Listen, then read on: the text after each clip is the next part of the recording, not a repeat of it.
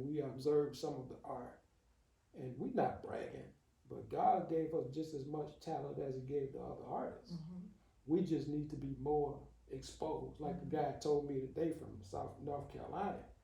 He said, "You famous, but you just have to be discovered." Mm-hmm. And that's the purpose of our work.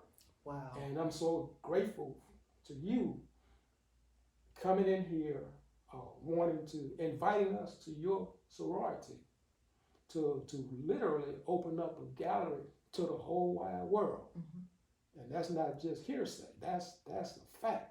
If you know what you're talking about, expanding this gallery to the world, we can't ask for nothing better. But we need to continually to educate our people as the value, because this is an investment. Mm-hmm. What you're talking about. Mm-hmm. So. Mm-hmm. Absolutely, and that's a great segue into the partnership that we've discussed. Yes. We're certainly grateful that you would like to partner with our organization to help us in the communities as well, especially in those underserved communities. Sure. And so I think that this is an awesome opportunity for all of us. It's like a win-win. Yes, and what the jackpot of this is your idea of supporting the schools, Mm-hmm. the kids that, as we now say, are not enriched, and the interesting thing of it is that's where I started. Ah. No art department. Mm-hmm. None, not even in high school, Mm-hmm. and not to even mention it in elementary school. But it was all around me all the time. My mom was a poet, and great storytellers Mm-hmm. were in my family, musicians in my family, and so to be able to help the children, and it's such a simple thing if we can get it over to them. And what I'm talking about is when we were in Bentonville with some friends eating, and they knew we were both artists and they wanted to talk art, but they felt embarrassed to bring it up. And Wow. one gentleman kept saying, he didn't know anything about it, and I didn't say anything. I held back. But everybody is creative. Mm-hmm. See, we're born with this. Mm-hmm. It's innate. Mm-hmm. So there are no underprivileged creators. Wow. We're equal. Wow.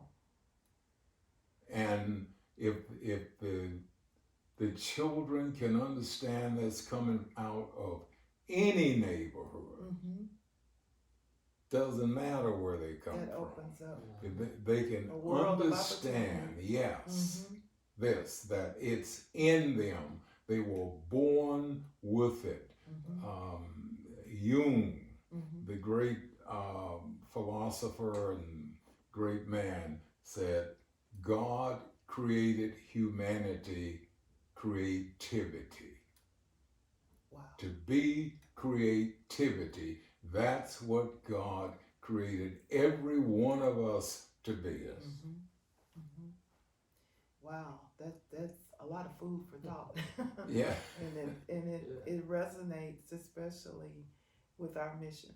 Yes. And so I'm just so excited that you guys have agreed to partner with us to do something for the kids in the community. Absolutely. Thank you. Yeah. And so I see over here some paintings that look very familiar to me. It looks like an HBCU theme. Yes. Do you want to share a little bit about Okay, I'll. Bring that piece over. Which one? That piece that might be identifiable in Prairie View. Okay, well. You want to hold it up? Yeah. Okay. You might want to hold it up a little bit where they can. Just a little bit more. Yes. Okay. Yes. Yes, that's one of my recent paintings that I'm trying to tell the story of HBCUs. And I just happened to do Southern University painting. By the way, this piece was inspired by the 1959 NAIA National Baseball Champions. 1959, my oldest brother, Henry Triplett, was the captain of that team. So that's what sparked this piece. And I did it. Who else played on that team? Lou Brock. Okay. Hall of Fame. I have an autographed baseball from Lou Brock. Is that right? Yeah. My brother was the captain of that team. Yeah. He and Lou Brock was drafted together to the Cubs the same year. Yeah. And they went out there together. And after my brother got through playing in the minor leagues in the Cub organization, once he got cut, of course, Lou Brock went on to a Hall of Fame career. And my brother went back to graduate school. I think he ended up going to University of California, one of those California schools, University of Tennessee. He'd have been all over the country going to school. Mm-hmm. So he became an administrator and a basketball coach, baseball coach, and a principal, assistant superintendent in the school system for 44 years. Wow. So that was his career. So I was honoring him through this painting. Awesome. And it evolved into something totally different. How did his school score continuously? I can't really remember unless he told you so when we were down there. He didn't tell me. Yeah, it seemed to me that the school that he was principal of was one of the highest schools you in the talking state about of when Louisiana. he was the principal Right. at Consistently. West Feliciana Parish. They Yeah. scored in the top 98 percentile year in and year out when he was principal there. And they still scoring, making high scores on the ACTs and those other state scores and national tests that they administer.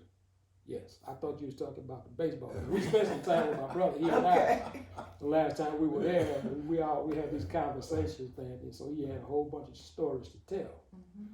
Yes, okay. And I, as you can see, this piece it epitomizes black colleges across this country.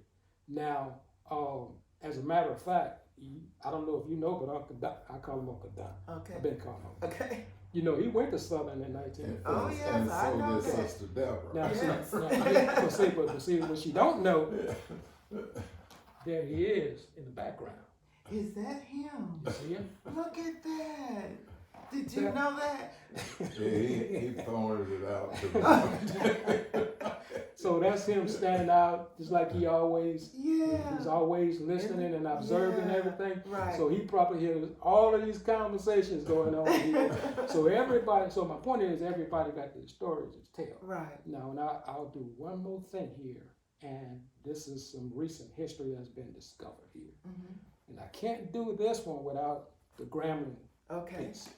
So I'm gonna have to, and I don't, because we've been here 3 hours talking about these pieces. But in fact, you gotta hold this like this. This, no, keep it on that side. Okay. These two, and we'll put them down.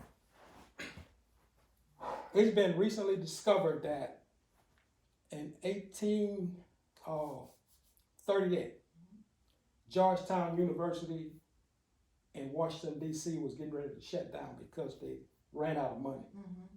So the Jesuits got together back then and decided the way we're going to raise funds is to sell some of these slaves we got here in Maryland and Virginia and around the D.C. area. 272 slaves were sold. That's when I put this 272 on the bus. for the 272 slaves that were sold down South Yeah. Louisiana. Ascension Parish, Terrebonne Parish, over in Port Allen, that area, around Baton Rouge. It was actually over 272. But there was a slave that got off that ship. The ship was called Catherine Jackson, 13-year-old girl. She had a son. His name was John Sebastian Jones. I stuck him in here just recently. He was one of the original founders of Southern University. Wow. His son was Waldo Emerson Jones, the second Right president here. of Grambling.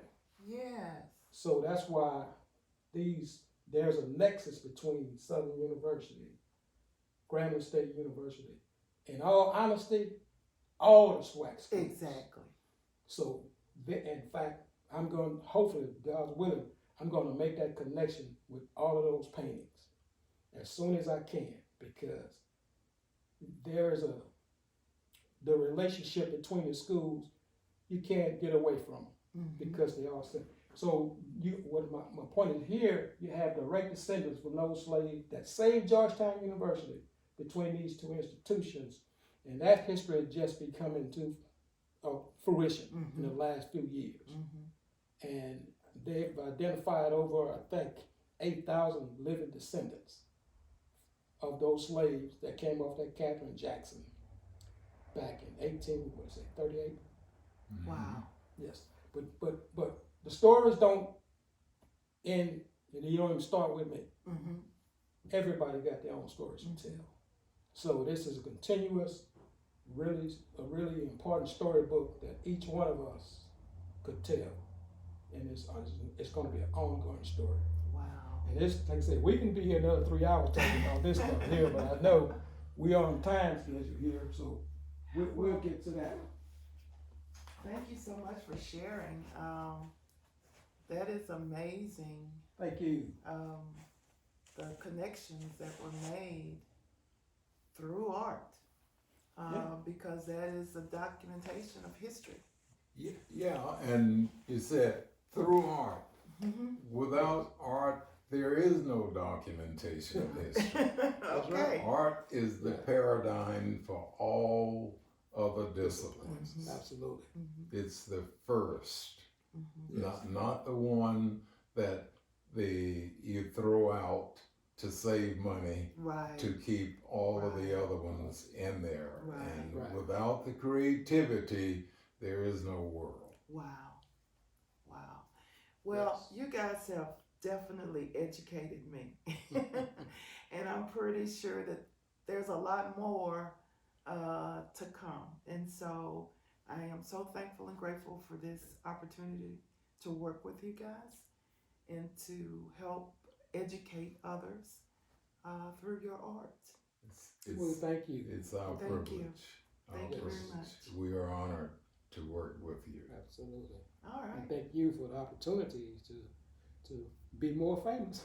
Well, that's not our goal, but we want to just share our gift, our talents With as many with people. the world. Yeah. This is our story, and you know they're trying to shut it down in Florida and across this country.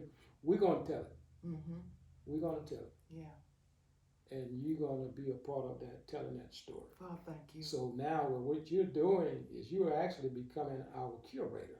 Oh. Because curators know more than the audience about our work. So you're the curator. Okay. Yes. I'm Just happy to hear curate that. Yes. Okay. Yes. Well, thank you. Thank you both Thank you. very much. Thank you. I think we're All done. right. I think that's going to be awesome.